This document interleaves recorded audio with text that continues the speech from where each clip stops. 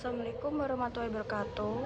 Di sini saya akan mempresentasikan tentang keselamatan ketenaga listrikan pada mini project kedua. Sebelum itu, perkenalkan nama saya Silvia Anggita Putri dari kelompok 2 dengan NIO 5455672. Kondisi yang sudah saya dapatkan pada lingkungan sekitar yaitu pada kondisi pertama, ada gambar sebuah besi pondasi bangunan yang terlalu tinggi dan dekat dengan kabel listrik, yang merupakan tindakan yang sangat berbahaya dan dapat mengakibatkan konsleting listrik. Selain menimbulkan risiko kebakaran, konsleting juga dapat mengganggu pasokan listrik ke wilayah sekitar dan membahayakan keselamatan ketenaga listrikan konstruksi. Untuk mencegah terjadinya kecelakaan, sebaiknya konsultasikan rencana pembangunan dengan PLN. Pastikan izin mendirikan bangunan sudah sesuai dengan peraturan yang berlaku, termasuk peraturan pemerintah nomor 62 tahun 2012 dan standar nasional Indonesia. Pasal yang mengatur pada kondisi pertama yaitu peraturan pemerintah nomor 62 tahun 2012, standar nasional Indonesia, aturan teknis PLN, dan peraturan daerah. Lalu pada kondisi 2 yaitu pada gambar menjuntainya kabel listrik dan terputusnya kabel listrik. Kondisi ini dapat disebabkan oleh berbagai faktor. Salah satunya adalah kelalaian petugas PLN dalam melakukan survei dan perawatan jaringan listrik secara rutin.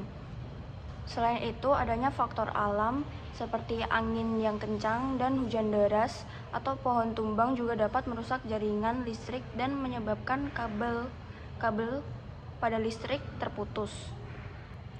Akibat yang ditimbulkan pada kabel listrik yang terputus yaitu sangat beragam, mulai dari sengatan listrik yang dapat menyebabkan luka bakar serius hingga kematian dan gangguan pada pasokan listrik sehingga memicu kebakaran.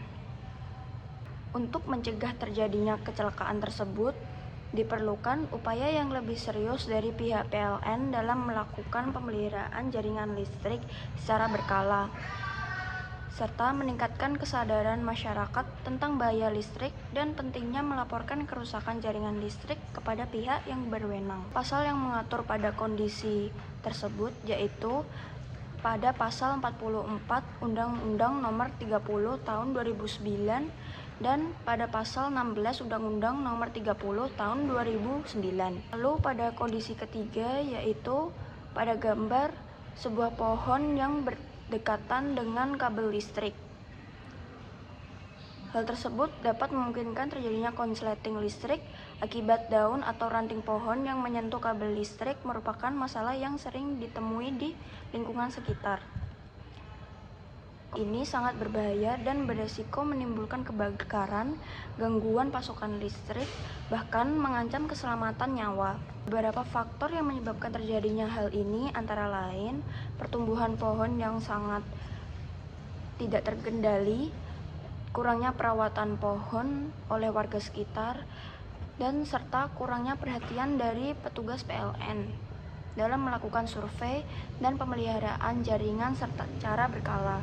Jika pohon sudah bertumbuh besar dan ketika adanya faktor alam seperti hujan deras, ranting pada pohon dapat jatuh kepada kabel tiang listrik yang sangat berdekatan itu dan dapat menimbulkan resiko bagi warga sekitar. Untuk mencegah terjadinya kecelakaan akibat gangguan pada jaringan listrik tersebut, PLN perlu mensurvei dan memelihara jaringan tersebut secara berkala. Lalu, pemerintah daerah dapat membuat peraturan yang lebih tegas terkait dengan penataan ruang dan perawatan pohon di sekitar jaringan listrik, dan masyarakat juga perlu berkontribusi untuk melaporkan jika menemukan adanya pohon yang berpotensi mengganggu jaringan listrik. Pasal-pasal yang ada pada kondisi tersebut yaitu pada Peraturan Menteri ESDM Nomor 10 Tahun 2021 yang isinya tentang menjaga jarak aman dan instalasi dengan lingkungan sekitar. Baik, itu semua adalah kondisi keselamatan ketenaga listrikan yang kelompok saya dan saya dapatkan di lingkungan sekitar. Cukup sekian, wassalamualaikum warahmatullahi wabarakatuh.